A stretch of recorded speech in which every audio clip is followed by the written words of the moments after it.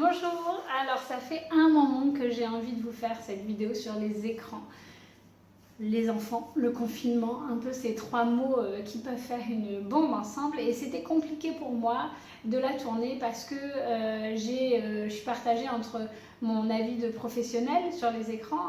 En tant que psychomotricienne, j'ai vu des enfants au retour de confinement qui avaient été surexposés aux écrans et qui en avaient des séquelles entre guillemets, et en même temps ma vie de maman qui a utilisé les écrans pendant le confinement parce qu'à un moment donné j'en avais besoin pour trouver des espaces de personnel, de respiration, et du coup c'était compliqué pour moi de réussir à savoir comment vous transmettre en même temps les risques liés aux écrans qu'on entend beaucoup mais qu'il est toujours important de répéter, et en même temps de déculpabiliser l'utilisation des écrans parce qu'il n'y a pas une vérité, il n'y a pas une façon de faire.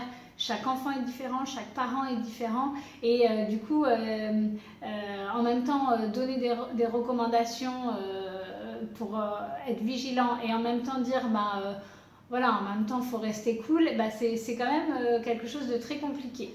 Donc j'ai décidé de vous proposer de commencer par l'analyse de votre rapport avec les écrans. Je pense qu'en fait c'est important de commencer par nous parce que de toute façon les enfants imitent ce qu'ils voient. Donc à un moment donné, si vous trouvez que votre enfant est trop accro aux écrans, il y a quand même toujours la première question à se poser, c'est comment moi je suis en ce moment avec les écrans. Parce que ça peut n'avoir rien à voir, mais ça peut aussi être lié. Pour mon exemple personnel, par exemple, je me suis rendu compte que quand je suis fatiguée, je vais avoir tendance à aller sur mon téléphone plus paradoxalement et à regarder des bêtises, entre guillemets, parce que c'est comme si ça m'offrait un espèce d'échappatoire qui est faux, parce que voilà, j'ai bien conscience que du coup je perds du temps, qu'en fait je me repose pas du tout, que c'est pas un moment qui va être ressourçant et duquel je ressors plus disponible pour mes enfants. Donc du coup j'en ai pris conscience, je le sais, et ça m'arrive quand même parfois de me rendre compte que là je suis en train de mal utiliser, et du coup je vois aussi l'impact que ça a sur mes enfants, c'est-à-dire que quand je fais ça, mes enfants vont avoir tendance à être encore plus agités parce que du coup ils essayent d'attirer mon attention, et moi j'ai pas envie de leur donner de l'attention parce que je suis trop fatiguée, et du coup moi je m'échappe mais eux sont là, et voilà, donc ça crée un cocktail explosif assez intéressant. du coup voilà, la première remise en question, c'est quand même d'essayer d'analyser son rapport à l'écran. Qu'est-ce que ça représente pour vous? Est-ce que vous avez tendance à regarder la télé ou pas du tout? Est-ce que c'est votre téléphone ou pas du tout? Est-ce que vous avez mis en place des règles, des rituels pour vous? Est-ce que vous vous endormez en regardant votre téléphone? Est-ce que votre téléphone reste dans un endroit de la pièce? Est-ce que la télé est allumée en fond? Est-ce que vous regardez beaucoup de séries? En fait, c'est intéressant de s'interroger, et pas du tout pour se juger, juste pour essayer de prendre du recul par rapport à sa propre utilisation des écrans, et c'est pour se dire aussi ce qu'on aime bien dans les écrans, et aussi quand est-ce qu'on voit que ça dépasse certaines limites, comme je viens de vous le dire avec mon exemple où moi je sens que je vais avoir tendance à scroller sur mon téléphone beaucoup plus quand je suis fatiguée. Voilà, d'essayer de voir un peu comme ça dans votre vie, et quand est-ce que ça vous plaît d'utiliser des écrans, et quand est-ce que ça vous plaît pas? Est-ce que vous vous sentez, si vous oubliez une journée votre téléphone chez vous en partant au boulot, est-ce que ça va être la panique ou est-ce que ça fait rien du tout? Enfin voilà, d'essayer d'un peu vous-même de mesurer votre rapport aux écrans. L'idée de faire ça, c'est aussi de voir après, évidemment, d'aller interroger quelles règles vous avez mis en place par rapport aux écrans dans la famille, et est-ce que vous les suivez vous-même? Est-ce que vous avez mis en place pas de téléphone à table par exemple, ou pas d'écran à table, ou pas, est-ce que vous passez le repas en regardant la télé? Enfin, là encore une fois, il n'y a pas de jugement, mais c'est juste l'importance de prendre conscience de ce qu'on fait pour avoir une cohérence entre ce qu'on fait et ce qu'on exige par rapport à ses enfants. Et pouvoir en premier lieu se remettre soi-même en question avant d'aller exiger quelque chose de ses enfants.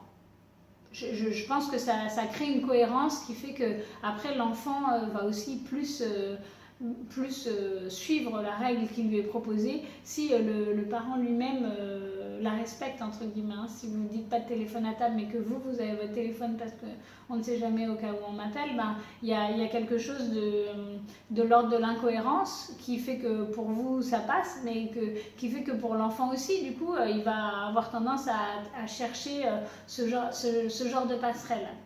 Voilà. Et donc ensuite, on passe du côté de l'enfant. Alors les enfants sont vraiment tous très très différents dans leur rapport à l'écran, dans leur rapport à la dépendance à l'écran. Les enfants ne sont pas dépendants de la même façon, ils n'ont pas les mêmes réactions, ça ne leur fait pas les mêmes effets. Du coup, c'est compliqué quand il y en a plusieurs en plus parce qu'ils devraient presque tous pas être traités de la même façon par rapport aux écrans en fonction de ce que ça leur fait. Et du coup, ça demande une observation de votre part, de savoir quel écran est acceptable pour l'enfant et trouver l'équilibre entre ce que vous êtes prêt à accepter et ce que l'enfant est prêt à accepter. Parce que juste imposer des règles générales comme ça en se disant que ça c'est bien, la limite de ça, c'est que en fait, il me semble que notre rôle là, ça va être d'éduquer nos enfants à l'autonomie avec les écrans. Ce que nous, on n'a pas été éduqués à faire. Et que du coup, pour ça, il va falloir quand même que l'enfant ait une certaine manœuvre de liberté. Alors au fur et à mesure où il grandit, évidemment pas des tout petits, plutôt vers le primaire et début collège, quoi. Parce qu'il va falloir qu'il se confronte lui-même aux limites de l'écran, à quand est-ce que lui-même n'en peut plus, est-ce qu'il sent quand il a fait trop d'écran qu'il a mal à la tête, qu'il a mal au corps. De temps en temps, mais c'est intéressant en fait qu'il aille pousser les limites, parce que le risque, entre guillemets, si vous ne faites pas cet effort d'éducation à l'autonomie face aux écrans, c'est que le jour où il se retrouve avec à la fac ou sans vous ou sans règles par rapport aux écrans, du coup il passe son temps dessus en fait, et qu'il n'arrive pas à trouver son équilibre parce qu'il n'aura pas eu les outils, il n'aura pas appris les signaux pour réussir à trouver son équilibre. Voilà. Donc c'était un peu ça, l'objectif de cette vidéo là, c'était que en fait de se poser la question, oui, les écrans c'est mauvais, on est clair là-dessus. Il y a plein de choses négatives, notamment par exemple le fait que quand l'enfant regarde un écran, il est immobile alors que l'enfant a besoin de bouger, et que du coup après il peut y avoir un besoin de décharge motrice ou au contraire un affaissement et un manque d'énergie corporelle parce que à force de pas bouger, je bouge pas. Voilà, il y a le fait de se concentrer en fait, c'est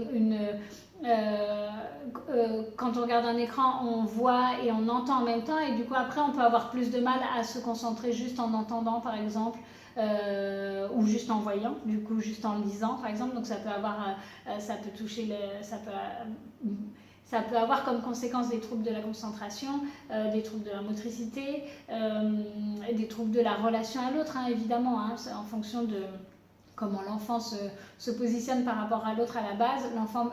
L'écran peut être une forme ou de fuite ou une façon de se faire des relations virtuelles mais qui ne sont pas dans la réalité et qui ne lui donnent pas du tout les bons codes pour les vraies relations dans la réalité. Et du coup après l'enfant se retrouve dans un espèce de... il ne sait plus être en société, il n'arrive plus à se faire des amis, par contre il a plein d'amis online, et du coup il y a une dissociation de sa personnalité, de lui-même qui se crée entre la personne qu'il est au niveau virtuel, la personne qu'il est dans la réalité, et il a du mal à faire le lien, donc ça peut être vraiment très compliqué.